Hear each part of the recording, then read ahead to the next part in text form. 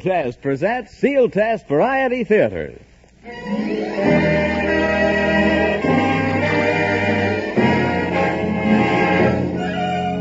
Yes, it's Sealtest Variety Theater with our wacky pal Eddie Bracken, our special guest, the Great Gildersleeve himself, Hal Perry, with Henry Russell and the orchestra, the Crew Chiefs Quartet, and, of course, our gal Thursday, the singing star of our show, Dorothy Lamour.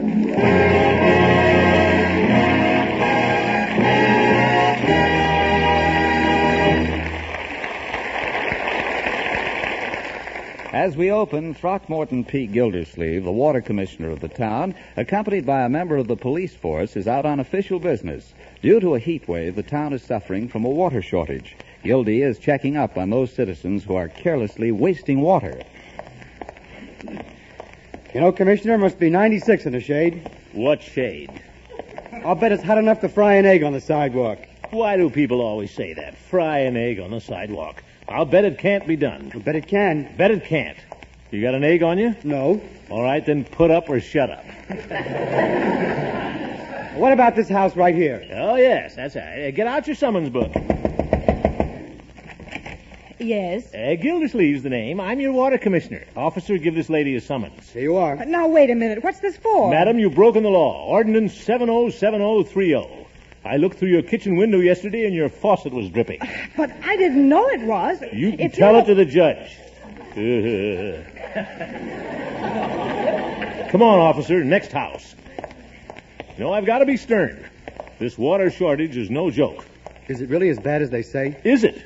Why, I've given strict orders for every child in town to be frisked for water pistols. And just this morning, I saw a canary taking a bath in a Tom Collins. What about this house? Well, let's look around here.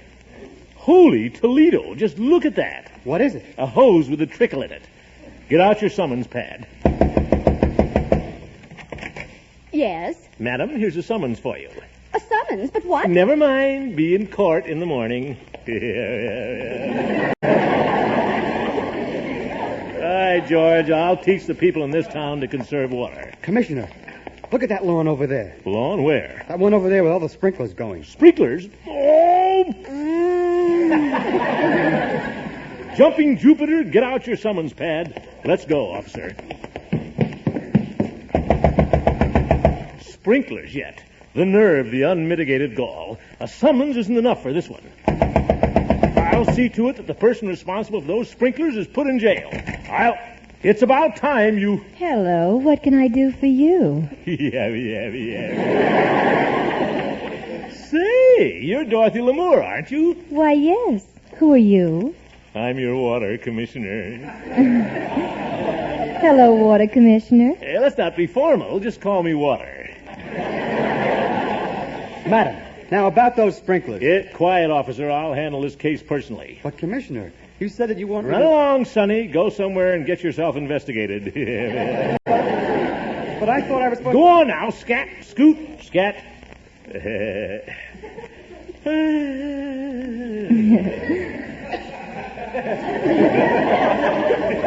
Now we're alone. Now, where were we? Well, the officer said something about the sprinklers. What about them? Sprinklers? Oh, yes. You see, I was just passing, and I noticed how beautiful your lawn looks. It's so green and wet. Yes. Yes, this hot weather makes it so difficult to keep everything in shape. You've done very well. What about your back lawn? Well, I have those sprinklers on, too. You have those sprinklers on? Mm-hmm. Good. Well, we wouldn't want to see those poor little blades of grass with their little tongues hanging out, would we? Oh, it's so nice to meet a man who appreciates Mother Nature. Well, some of her daughters aren't bad either. May I ask you something, Miss Lamour? Why, certainly. Aren't you ever lonely in this great big house? Lonely? No, not as long as I have my garden. Why, I can spend hours with my flowers. Oh? I think flowers are wonderful companions, don't you? Oh, yes, I do. But on a balmy moonlight night, it's not much fun holding hands with a nasturtium. Oh, you certainly are a witty man, and I want to assure you it's been very nice talking to you. Miss Lamour, I have a confession to make to you. Yes? Beneath this gay and witty exterior lies hidden the soul of a very lonely man. Oh. Would that I had a companion to rush up and greet me after a hard day at the waterworks. a companion to sit by my side and take long walks with me. Are you really that lonely? Yes, I am. Well, have you ever thought of getting yourself a Cocker Spaniel? Oh! Must be going now. Remember, if there's ever anything wrong with your sprinkler system, just call me. Goodbye. Goodbye, Water. What a woman. My dream girl. Hee, hee, hee. Wonder if I'd stand any chance at... No. Well, back to business.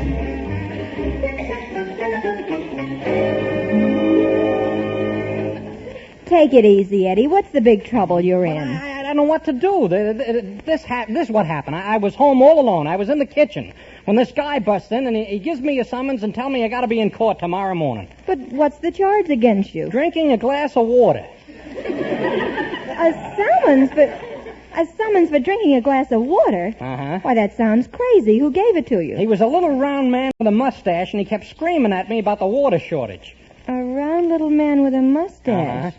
Well, that's funny. He was just over here admiring my lawn, and he advised me to keep my sprinklers going. Keep you... And me, he gives me a summons for drinking a glass of water. Tell me, Dottie, what were you wearing when you opened the door to him? Well, I'd just been sunbathing, so I was wearing one of those little French bathing suits. No wonder he gave me a summons. Why? I was wearing overalls and a sweatshirt.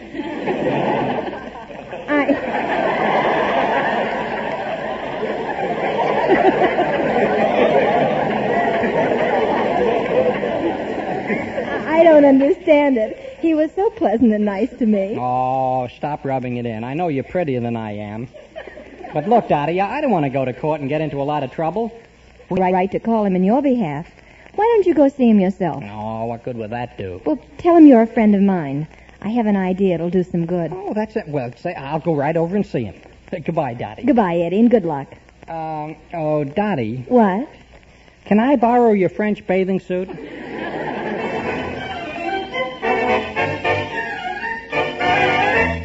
Our orchestra conductor, Henry Russell, dug this romantic tune out of his 1938 file. The title, You Go to My Head. And here are the crew chiefs to join me in it. You go to my head, and you linger like a haunting refrain, and I find you spinning round in my brain, like the bubbles in a glass of champagne. You go to my head like a sip of sparkling burgundy brew, and I find the very mention of you like the kicker in a julep or two. The thrill of the thought that you might give a thought to my plea cast a spell over me. Still I say to myself, get a hold of yourself. Can't you see that it never can be? You go to my makes my temperature rise like a summer with 1,000 Julys. You intoxicate my soul with your eyes, though I'm certain that this heart of mine hasn't a ghost of a chance in this crazy romance. You go to my head.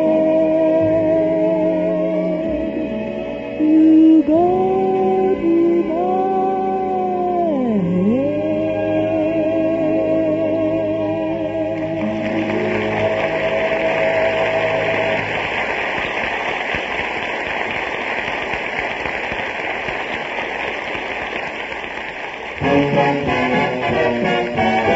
Get the best, get Sealtest.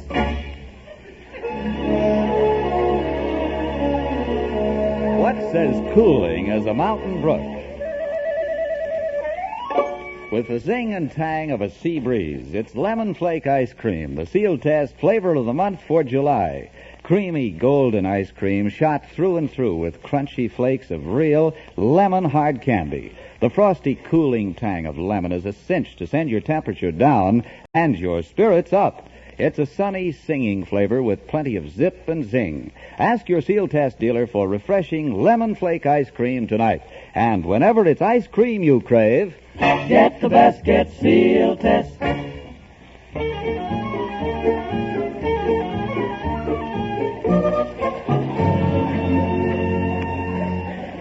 Yes, and what can I do for you? I'd like to see the water commissioner. We had a very busy day. I'll find out if he'll see you. Thank you. Oh, Mr. Gildersleeve, there's a gentleman outside to see you. All right, Bessie, send him in. Yes, sir. By the way, Bessie, are you anxious to keep your job here? Well, yes, of course. Well, when I passed your desk, you were sealing some envelopes. What about it? You were using a damp sponge. I've been telling you we must conserve water, Bessie. All right, send him in. This way, sir. Oh, thank you. Hello, Commissioner. What are you doing here? Well, about that summons you gave me this afternoon. See here, young man, you were guilty of a violation. And if you think you can crawl out of it through bribery, influence, or chicanery, you're very much mistaken. You got me all wrong. Oh? I wouldn't think of using any influence. I was just going to say that I was a friend of Dorothy Lamour. That doesn't, Dorothy Lamour? Well, any friend of Miss Lamour's is a friend of mine. Have a glass of water. Have a whole pitcher of water. Care for a bath? I mean... Well, you see, I saw her this afternoon, and she told me that you had stopped in. Oh, she did? Yeah. Did she say anything about me? No, she didn't. Not a word. Well, I always say no news is good news. But are you sure she didn't say anything about me? Now, think hard, son. Well, let's see. Now, come to think of it, she did say something about being tall, dark, and handsome. You don't understand. I mean, what did she say about me? Well, as a matter of fact, she thought you were very attractive. She did, huh? Mm-hmm. Yeah, after all, there is something about me that reminds people of Gregory Peck.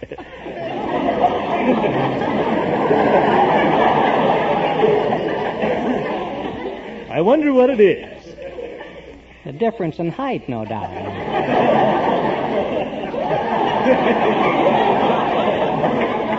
But I think you've made quite a hit with her, though. I did, huh? Now, look, I don't want to be presumptuous, but do you think I could get a date with Miss Lamour? Well, I don't see why not. Just call her up on the phone. I called Dorothy Lamour on the telephone? Oh, but what would I say to her? Oh, it's simple.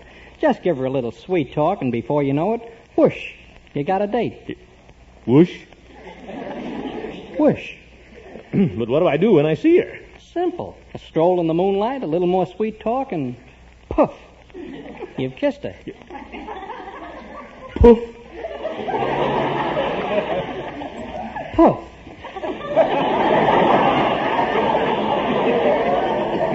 Well, whatever became of whoosh? Well, by the time you get the poof, you'll forget all about whoosh. That sounds wonderful, except for one thing. So what's that? I can't call her. Oh, now, don't be silly. No, I'm telling you, my knees turn to jelly. I get goose pumps all over me. Oh, now, okay, I tell you what I'll do. I'll go over to Dottie's house, and I'll make the date for you for tonight. Oh, what a night that will be. I'll be under the balcony at 9 with my mandolin, and I'll serenade her like she's never been serenaded before. That ought to go over big. Mr. Brackett, I don't know how to thank you. Is there ever anything I can do for you? Well, by the way, Mr. Gildersleeve, about that summons you gave me this afternoon? Summons? Why, you silly boy, I never gave you a summons.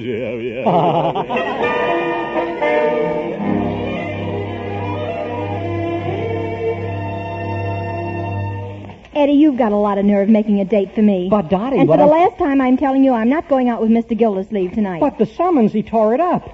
If you don't do this, why, he'll never give me another chance. Well, I don't care. Well, you don't care. I'll go to court. I'll be sentenced to jail. They'll shave my head. Then the iron doors clang shut on the cell block. Then it's the relentless pounding and pounding of the jute mill. And... Stop it, Eddie. Just stop it, because it's just a $5 fine. A $5 fine? Mm-hmm. That's even worse. Dottie, look, you must do this for me. Eddie, it's out of the question. In the first place, you should never have made the date for me without telling me about it. And in the second place, it's so hot in town, I plan to go to the beach for the weekend. Oh, gee, Dottie, you can't do this to me. I'm sorry, but my bag is all packed and I'm going. Dottie, I really can't believe you do this to me. Why, when I think of all the sacrifices I've made to you, when I just think of them. What sacrifices? I'll let you know as soon as I think of them. But you know I'd do anything for you. I'd even go to the ends of the earth. What would you do for me? I'd help you pack.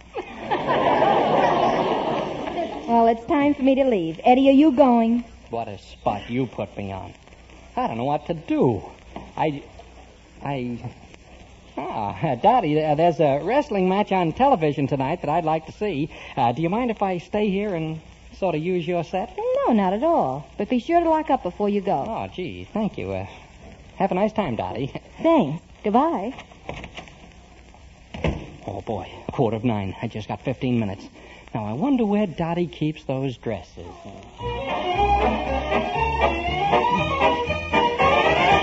Eddie Bracken has been coaxing to sing a song ever since he's been on our show. Tonight he wouldn't take no for an answer because the song is about Betty Grable. So, inasmuch as this is the last show of the season, Eddie, stop twisting my arm. Oh, I'm sorry. Here we go. The beautiful blonde from Bashful Bend never did learn to keep a friend. I'd give him a start, then shoot him in the end. The beautiful blonde from Bashful Bend, she's hardly the type to cuddle near. I'd rather go out and rope a steer. They never did build a school that I'd attend. Oh, the beautiful blonde from Bashful Bend, when she deals a poker hand, why, you ought to see their faces. Especially when I deal myself approximately 5 aces. I'm betting my boots she'll meet some cuss, causing her heart to raise a fuss. Then I'll fall in love and that'll be the end Of the hard-tootin', free-bootin', six-shootin', beautiful blonde from Bashful Bend. When she throws the dominoes, what money she amasses. Especially when I roll myself approximately 10 passes. I figure that she will meet some gent, filling her soul with sentiment. Then I'll fall in love and that'll be the end Of the hard-tootin', free-bootin', six-shootin', beautiful blonde from Bashful Bend.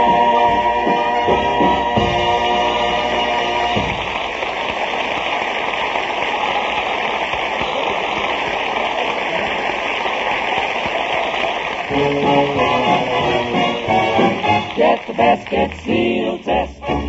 Have you tried the new Sealtest flavor of the month, Lemon Flake? It's the ice cream with the candy flavor. That's for me. I'm the candy kid, Candy Candido. Well, Candy, how are you? I was feeling mighty low. And then you dipped into a big dish of cooling lemon flake ice cream. I sure did. And I kept right on dipping. The ice cream got lower, Lower and lower, and my spirits went higher. higher and higher.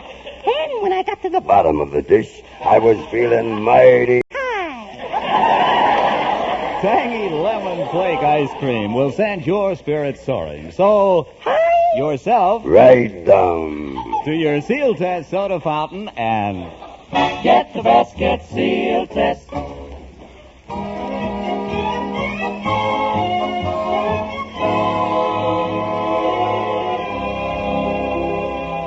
as the curtain rises on our next scene, Throckmorton P. Gildersleeve, a gleam in his eye, romance in his heart, and a mandolin in his hand, is furtively approaching Dottie's house.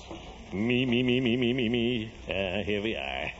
Fortunately, I'm in good voice tonight. I'll sweep her off her feet with this song. Pale hands I love beside the Shalimar.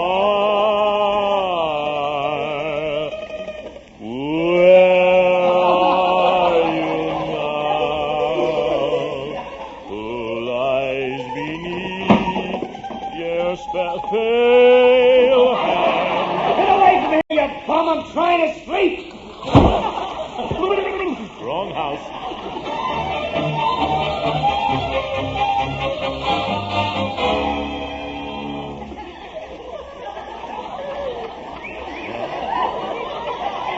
Here we are.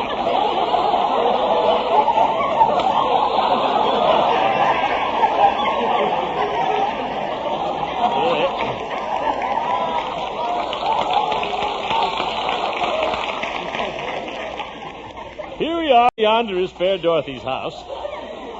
I can see her. There's a dim light in yon window, and beneath yon window is a yon balcony. Well,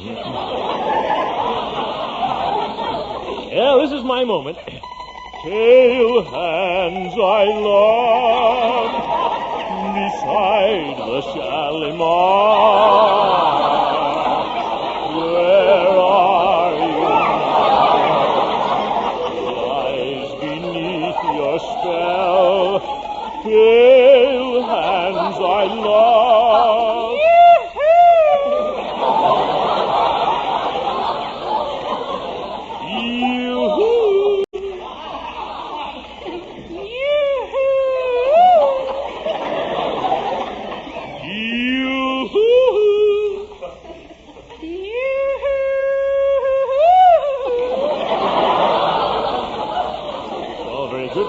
Out of hoo-hoos.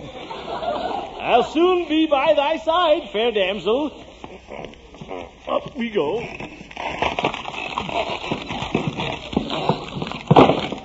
The way they build these veterans' houses. How lovely these rambling roses grow up this trellis. Thorny little rascals, aren't they? At last I am by thy side. Even though it's dark, I can picture your beauty. Say something to me, my sweet. Be not shy. Say something. Your laughter sounds like the rippling of a brook. But your face looks strange. It's probably a shadow. More like 5 o'clock shadows. That is, it's lovely out here. And your lips are like cherries. Your cheeks are like apples. And your ears, cauliflower. Oh, Gildy, you're cute. We could have such wonderful moments together. Oh, yes, yes. How I'd love to drink champagne from your slipper. You'd get awfully high. Oh? Why? I'm wearing elevator shoes.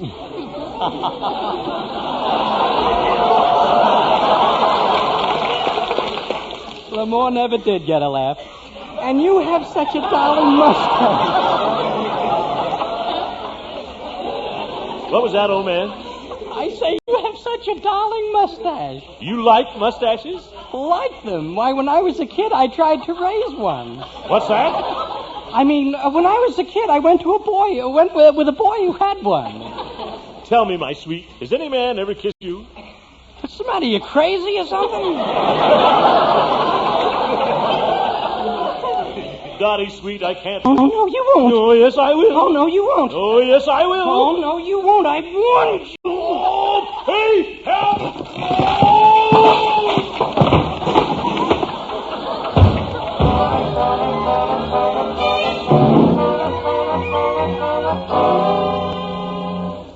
Eddie Bracken, what's going on here? Oh, hello, Dottie. I thought you were at the beach. I forgot the keys to the beach house. Who's that lying on the lawn? Oh, Dottie, am I glad you came back. It's Commissioner. He's out cold. Eddie Bracken, what's going on here, and why are you wearing one of my dresses? Well, You look like Gorgeous George after 3 falls. Well, Who Can't even get a laugh on that line, either.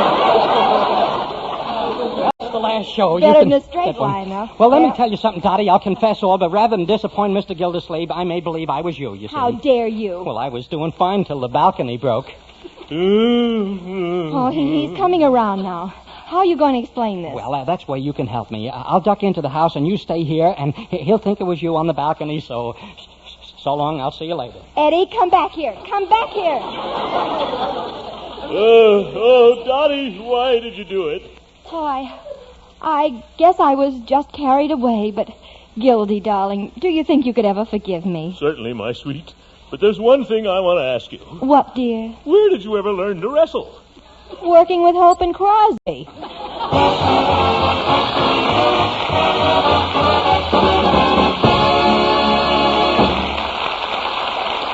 We'll be back in just a minute, so don't go away. Right now, we'd like you to hear a little something about our products.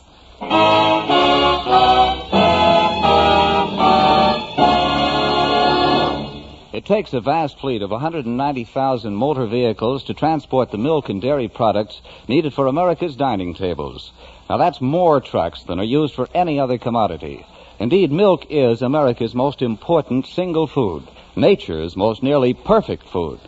National dairy engineers are searching all the time for ways to improve the system for transporting dairy products from the farm on down the processing line to your kitchen. Meanwhile, at national dairy plants, technicians are constantly seeking more efficient production, looking for ways to turn out better products and still maintain the highest quality. In helping to provide the nation with health-giving milk and milk products so necessary for health and growth, National Dairy has two main objectives: to see that national dairy products are always the finest and purest, to keep the cost low in order to serve the greatest possible number of people.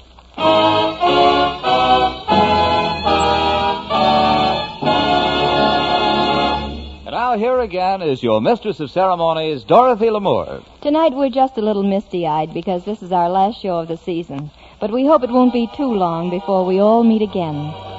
It's been a lot of fun, and I mean it. I want to thank the writers Howard Harris and Sidney Zelinka, our wonderful musical director Henry Russell, my director and producer Glenn Hall Taylor and Carol Pearson, sound man Virgil Reimer, our engineer Raoul Murphy, our script girl Freddie Flint, and of course our swell sponsor, Sealtest Incorporated.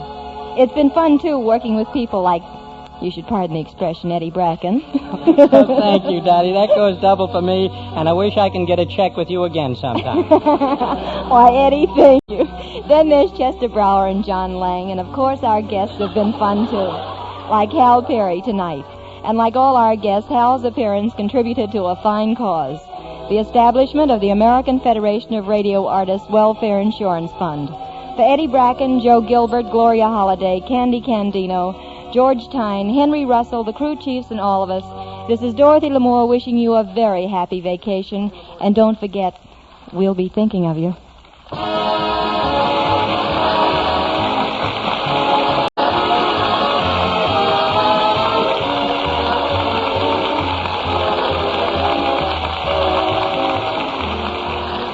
Sealtest Variety Theater was written by Howard Harris and Sidney Zelinka. Direction was by Glenn Hall Taylor. Hal Perry appeared through the courtesy of the makers of Parquet, sponsors of the Great Gildersleeve program. Sealtest Incorporated and associate companies are divisions of National Dairy Products Corporation. This is John Lang speaking.